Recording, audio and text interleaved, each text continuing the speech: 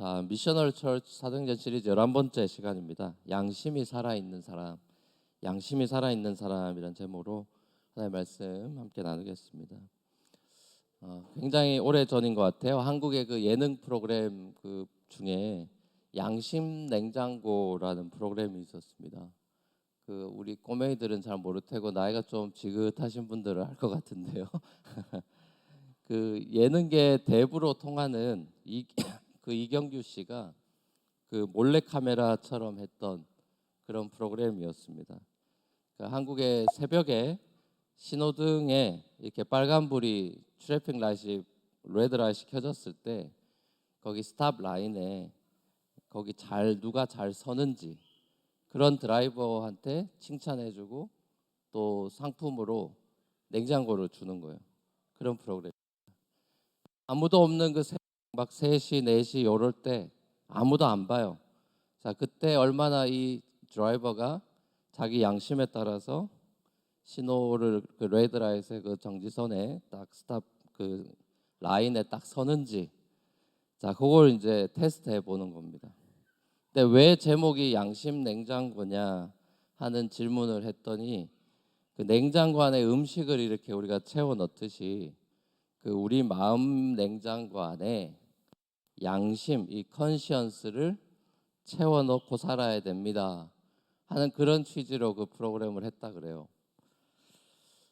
우리가 살아가면서 뭔가 쉐임풀한 부끄러운 일을 저지른 사람이 전혀 부끄러워하는 모습이 안 보일 때 우리가 보통 저 사람은 양심도 없나 하는 이런 말을 하죠. 예를 들면 여러 사람을 그런 죽인 살인마가 아주 뻔뻔한 모습으로 등장할 때 사람들은 양심이 그렇게 없어진 그 사람을 보면서 분노하죠. 그 아메리칸 인디언들은 이 우리의 컨시언스라는 마음 속에 삼각형이다 그렇게 불렀다고 해요. Triangle of the heart. 마음 안에 트라이앵글이 있다 생각해요. 그게 무슨 말이냐? 이 양심에 뭔가 가책을 느끼게 되면은 이 마음 안에 있는 이 트라이앵글이 한 바퀴 돈다는 거예요. 가만히 있지 않고 돌면 그 삼각형의 뾰족한 곳이 마음을 찌르는 거죠. 그래서 마음을 찔러서 아프게 한다. 그래서 그 인디안들은 이 컨시언스라는 거를 마음 안에 있는 트라이앵글이다 그렇게 비유했답니다. 근데 우리나라도 비슷한 것 같아요. 우리도 양심에 찔린다 이런 말 하죠. 저는 왜 그럴까 해보니까 그거는 우리 한국식으로는 바늘로 찌르거나 송곳으로 찌른다 그런 의미인 것 같아요. 그런 표현을 한다는 것이. 그러니까 한국 사람들은 마음 안에 송곳 혹은 바늘이 있나 보다 이렇게 생각했나 보다 이런 생각을 해보게 됐습니다. 자, 근데 성경에 보면, 바이블에 보면 이 우리 마음 안에 있는 이 트라이앵글이 안 돌아가서 이렇게 뭔가 잘못하면 돌아가야 되는데, 그래서 마음을 찔러야 되는데 이 트라이앵글이 작동을 안 해서 완전히 삼각형이 멈춰 있는 사람들, 자, 그런 사람들을 바이블에 뭐라 그러냐면은 양심에 옛날 번역으로는 화인 맞은 사람들이다 이렇게 돼 있어요. 그게 디모데전서 사도 바울이 얘기한 겁니다. 디모데전서 4장 1절에서 2절 같이 한번 읽어보겠습니다. 영어로 읽으셔도 되고 한국어입니다. 같이 한번 읽어보겠습니다. 시작.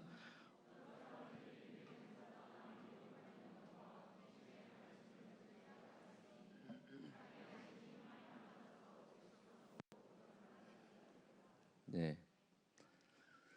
자, 그러니까 양심의 화인을 맞으면 외식을 한대요. 그러니까 앞뒤가 다른 행동을 한대요. 양심이 마비가 돼 있으니까. 양심의 화인 맞으면 이 겉과 속이 다른 히포크리시가 나오고 그래서 라잉도 많이 하고 이렇게 된다 그러죠. 여기 보면 이제 새 번역 한국말에는 양심의 낙인이 찍혔다 이렇게 번역이 돼 있고 옛날 번역은 이제 화인 맞았다. 화인 혹은 낙인이라는 그 성경의 원래 성경에 쓰여졌던 그리스 원어로는 카우테리아조라는 그런 단어가 쓰이는데, 자, 이게 이제 그 어떤 의미로 옛날에 쓰였냐 하면은 뜨거운 이제 열도장을 이렇게 찍는다 그런 의미입니다. 그러니까 뜨거운 쇠로 이제 불에 뜨겁게 달궈 가지고 사람들을 막 종이나 이런 사람들한테 낙인을 찍기도 하고 막 그러잖아요. 또 고문도 그런 걸로 많이 했죠. 못 살게 굴었죠. 쇠로 지져진 곳이 감각을 그렇게 해서 이렇게 낙인이 찍히고 그 열도장으로 맞으면 여기에 이 부분이 감각을 느끼지 못하게 되듯이 이 양심의 화인을 맞았다라는 거는 내가 죄를 짓고 나쁜 행동을 해도 더 이상 죄책감이 없는 거예요. 길티 필링을 느끼지 못할 정도로 양심이 넘해져 버린 그런 걸 말하죠. 자, 그 이제 구약에 보면 페로, 이집트의 페로가 그런 상태에 있죠. 사람의 이런 스피리추얼 그런 컨디션이 하나님을 떠나서 이제 더 이상 돌아오기 힘들게 굳어져 버린 상태를 말합니다. 사람이 잘못된 길을 갈 때 그 잘못된 길에서 악한 길에서 돌이킬 수 있도록 돌아오도록 그 컨시언스에 성령님께서 이렇게 호소를 하죠. 크리스찬들에게 성령님께서 건드리죠. 근데 사람이 이 어필을 성령의 어필을 무시하고 양심에서 들려오는 이런 소리를 잘 듣지 못하면은 점점 그 소리가 안 들리면서 그냥 자기 마음대로 하고 싶은 대로 해버리면서 마음이 굉장히 옛날 표현으로는 강팍해지고 완고해지고 자기밖에 모르게 되죠. 자, 악한 행위에 대해서 더 이상 양심의 가책도 없고 길티 필링도 없고 죄의식도 없어지게 됩니다. 그래서 궁극적으로 성령도 그냥 이제는 내버려 두는 상태에 이르는 로마서 1장에도 나오고 하듯이 하나님이 내버려 둔다. 자, 그런 사람들이 이제 양심의 화인 맞은 사람들이죠. 사도 바울이 이 믿음이라 우리의 크리스찬 페이스라고 하는 것이 이 컨시언스랑 함께 가지 않으면은 침몰하는 배와 같이 가라앉아 버린다 인생이. 그런 표현도 같은 디모데전서에서 합니다. 디모데전서 1장 19절 말씀 같이 한번 읽겠습니다. 시작. 믿음과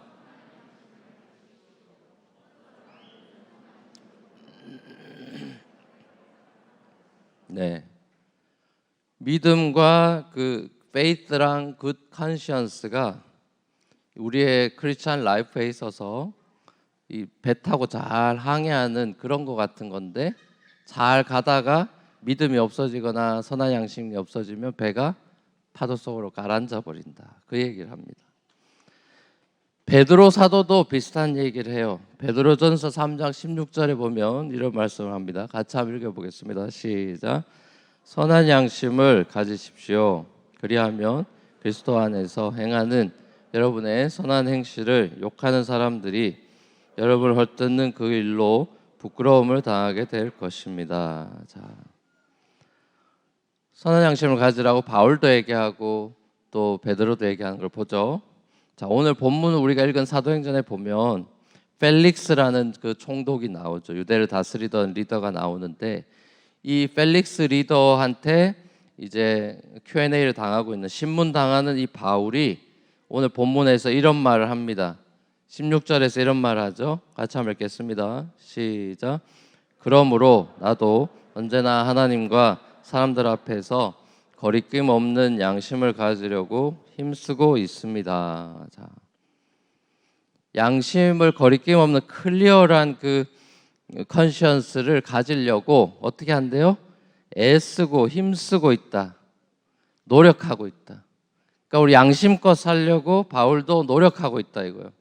양심은 저절로 좋아지는 게 아니고 양심껏 살려고 노력해야 된다는 걸 보여주죠. 자, 근데 오늘 본문 바로 이 앞 23장에도 보면은 바울이 지금 펠릭스 말고 주이시 리더들한테 사네드린이라는 그 주이시 카운셀에서 또 똑같이 컨페스하는 장면을 봅니다. 23장 1절인데요. 같이 한번 읽겠습니다. 시작.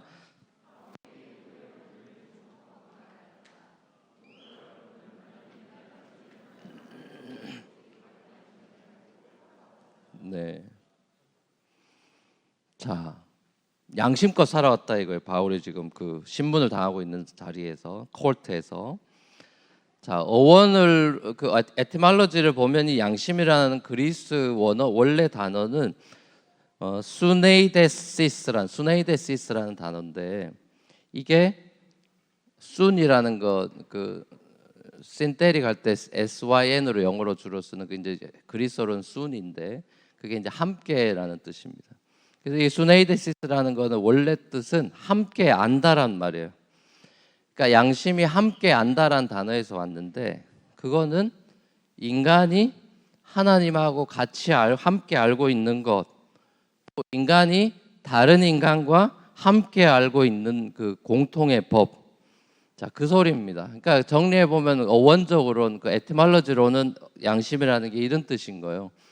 인간이 하나님과 함께 알고 있는 것, 또한 인간이 다른 인간과 다른 사람과 함께 알고 있는 common law, 공통의 법으로서 하나님께서 우리 마음에 새겨주신 법이다.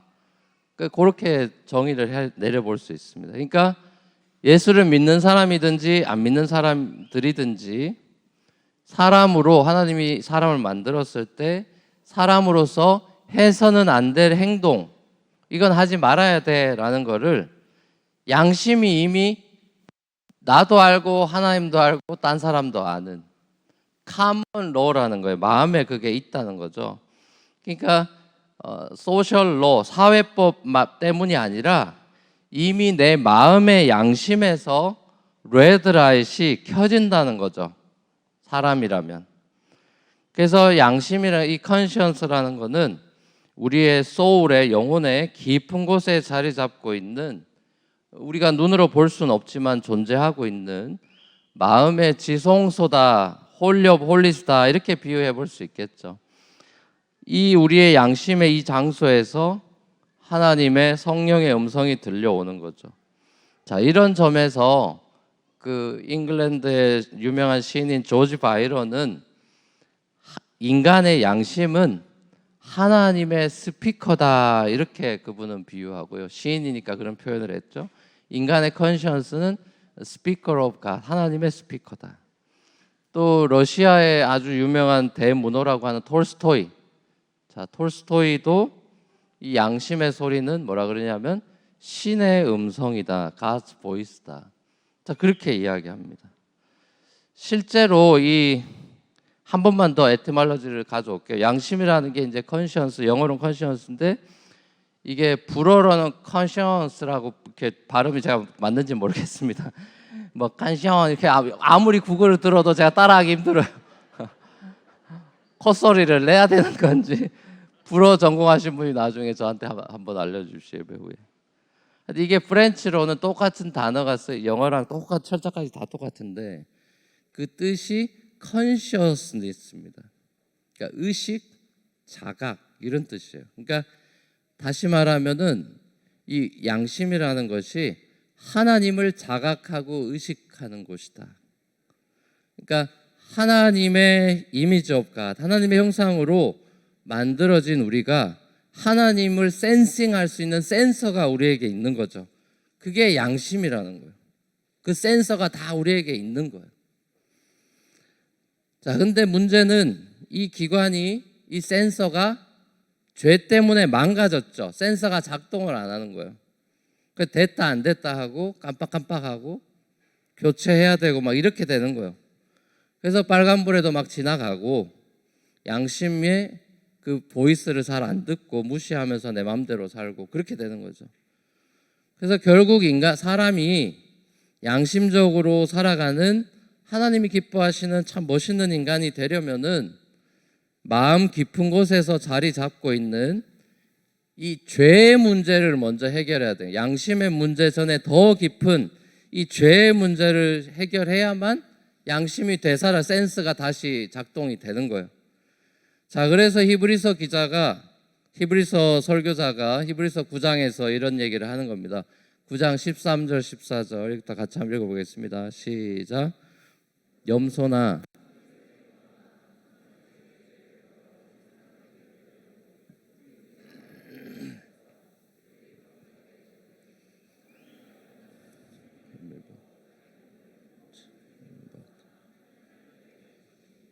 그리스도의 피야말로 더욱더 우리의 양심을 깨끗하게 해서 우리로 하여금 죽은 행실에서 떠나서 살아계신 하나님을 섬기게 하지 않겠습니까? 아멘. 자 보세요. 자 여기 보면은 올 테스먼트하고 히브리서는 올 테스먼트, 뉴 테스먼트의 그 컨티뉴이티, 디스컨티뉴이티를 얘기하는 책이죠.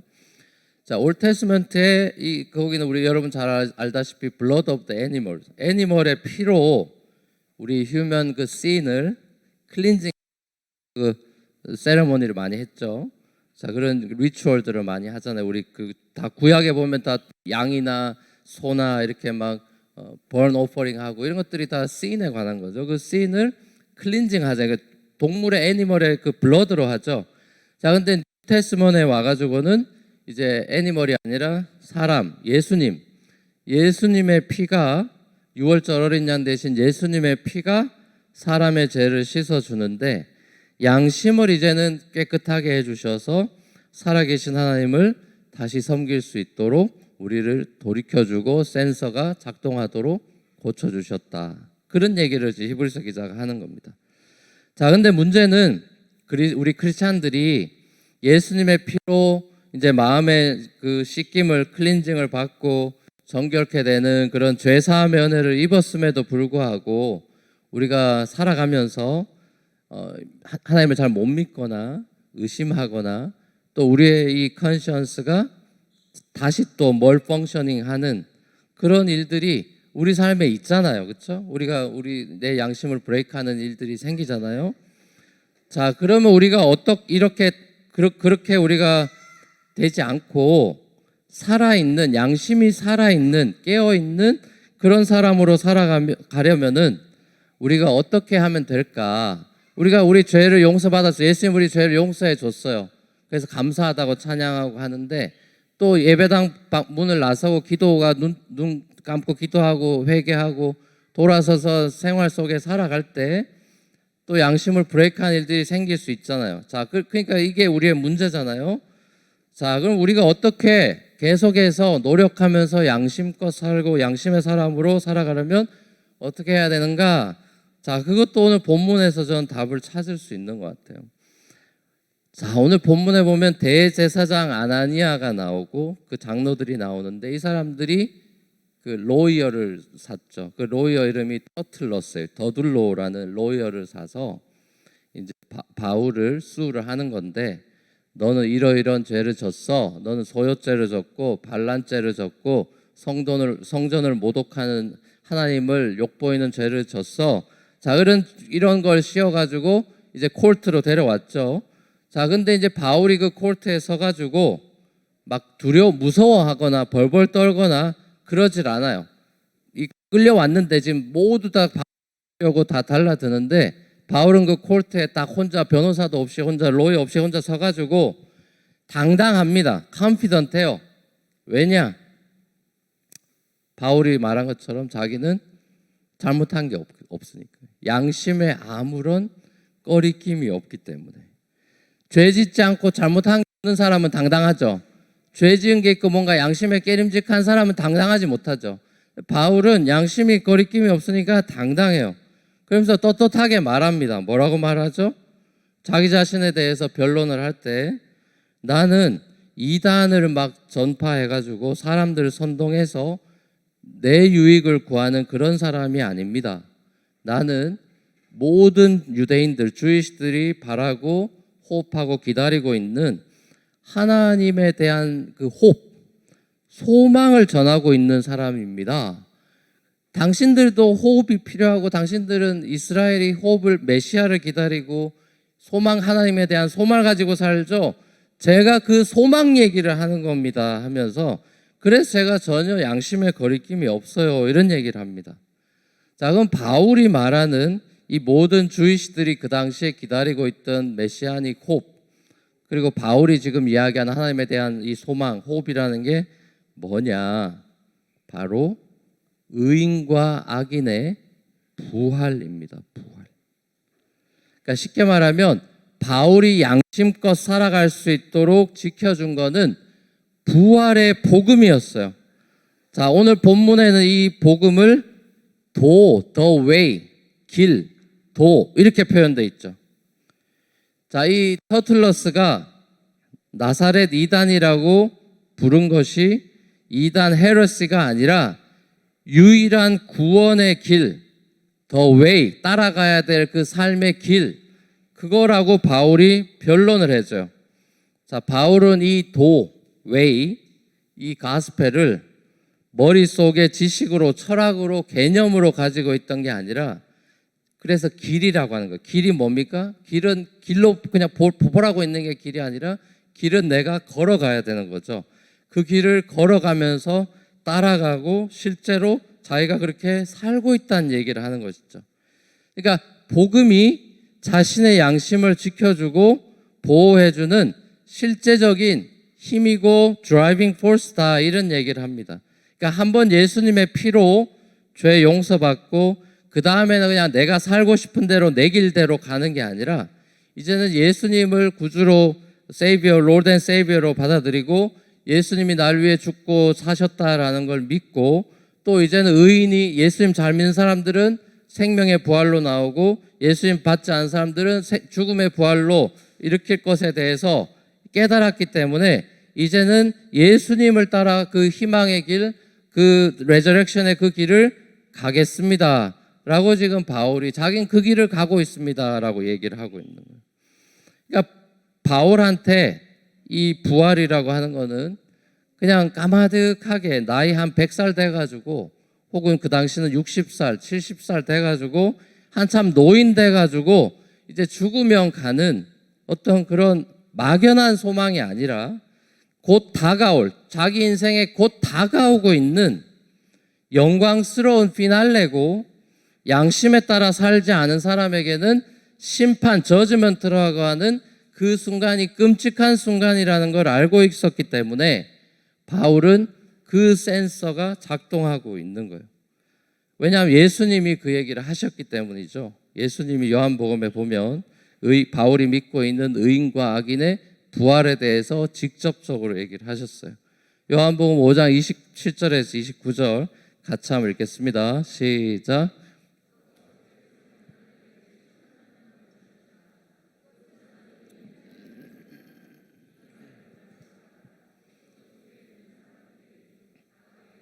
들을 때가 온다. 선한 일을 한 사람은 부활하여 생명을 얻고 악한 일을 한 사람들은 부활하여 심판을 받는다. 그렇죠. 예. 예수님이 직접 얘기를 했어요. 마지막에 파이널 디시전, 파이널 저지먼트가 있는데, 선한 일 한 사람은 부활해서 생명을 얻고 악한 일 한 사람들은 부활해서 심판을 받는다. 그러니까 의인과 악인의 부활에 대해서 예수님이 얘기를 했죠. 자, 그러니까 사도 바울의 이 부활 신앙은 자기 현실의 삶 속에서 하나님과 사람에 대해서 항상 양심의 거리낌 없는 삶을 살아갈 수 있도록 계속 그 드라이빙 포스 역할을 했던 것은 이 바로 레저렉션이라고 하는 그 확실한 믿음이에요. 여러분, 성도, 우리가 마지막 날 우리 인생의 길을 걸어가고 마지막 날 다다르게 되는 것이 부활이라, 그게 우리의 성도의 종착역이죠. 우리가 이렇게 이 땅에서 길을 가다가 마지막 파이널 데스티네이션으로 arrive 하는 그 GPS의 마지막 거기가 부활이죠.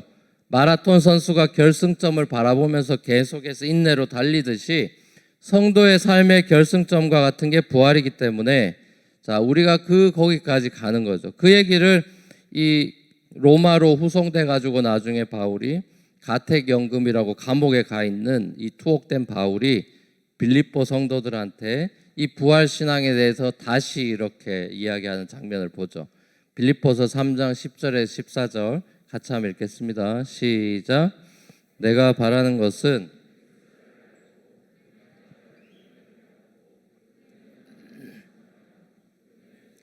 본받는 것입니다. 그리하여 나는 어떻게 해서든지 죽은 사람들 가운데서 살아나는 부활에 이르고 싶습니다. 난 이것을 이미 얻은 것도 아니며 이미 목표점에 다다른 것도 아닙니다. 그리스도 예수께서 나를 사로잡으셨으므로 나는 그것을 붙들려고 쫓아가고 있습니다. 형제 자매 여러분, 난 아직 그것을 붙들었다고 생각하지 않습니다. 내가 하는 일은 오직 한 가지입니다. 뒤에 있는 것은 잊어버리고 앞에 있는 것을 향하여 몸을 내밀면서 그리스도 예수 안에서 하나님께서 위로부터 부르신 그 부르심의 상을 받으려고 목표점을 달려가고 있습니다. 예. 자, 예수님 믿으라고 사람들 복음 나누고 이 부활의 복음을 전하다가 핍박받아서 로마 감옥에 들어가 있는 바울이 빌립보 성도들한테 인커러지하면서 편지하는 곳에서도 나는 지금 감옥에 매여 있지만 여전히 표대를 향하여 그 길을 가고 있습니다. 피지컬리는 발이 묶여서 멈춰 있는지 모르지만 내 마음은 멈춰 있지 않고 나는 계속해서 뒤는 잊어버리고 내가 열심히 사역한 거 이런 거 잊어버리고 앞을 향하여 표대를 향하여 목표점을 향하여 계속 keep racing 하고 있습니다. 얘기합니다. 삶의 결승점이 남아있다는 걸 알고 있어요. 부활해가지고 New Heavens and New Earth에서 아무런 아픔이나 고통이나 눈물이 없는 영원한 이터널 해피니스를 누릴 것에 대한 그 호흡을 가슴에 품고 살아가고 있는 사도 바울을 보는 거죠. 자, 이 호흡이 막연한 호흡이 아니고 너무 리얼리티이기 때문에 너무 확실하고 개런티된 호흡이기 때문에 세상 사람들이 바라는 어떤 돈 많이 벌었으면 좋겠다, 성공했으면 좋겠다, 막연한 그런 호흡이 아니라 이미 정해져 있는 하나님이 예수님을 부활시켜서 이미 확정해 놓은, 아까 우리 웨스트민 신앙고백서에도 하나님의 작정에 대한 걸 우리가 고백했죠. 하나님의 플랜이 다 있죠. 하나님 막 어쩔 줄 몰라 하면서 라스트 미닛에 변경하고 이런 분이 아니죠. 이미 하나님은 다 이터널 플랜이 있어요.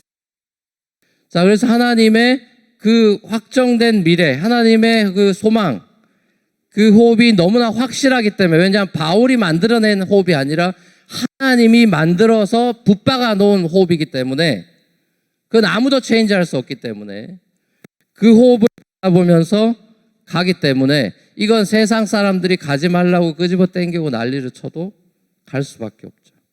사자밥 댁에 경기장에 집어 던져도 그 호흡 자체는 변할 수 있는 호흡이 아니기 때문에 그 길을 이렇게 디투어해서라도 그리 가는 거죠. 자, 세상에서 그 호흡이 너무나 확실하기 때문에 우리가 그 호흡을 바라보면서 세상의 것들을 버리며 그 호흡을 바라보며 할 때 세상 사람들은 질문하죠. 너 무슨 낙으로 사냐? 무슨 마음의 소망의 이유가 뭐냐? 질문을 할 때 여러분이 가진 희망을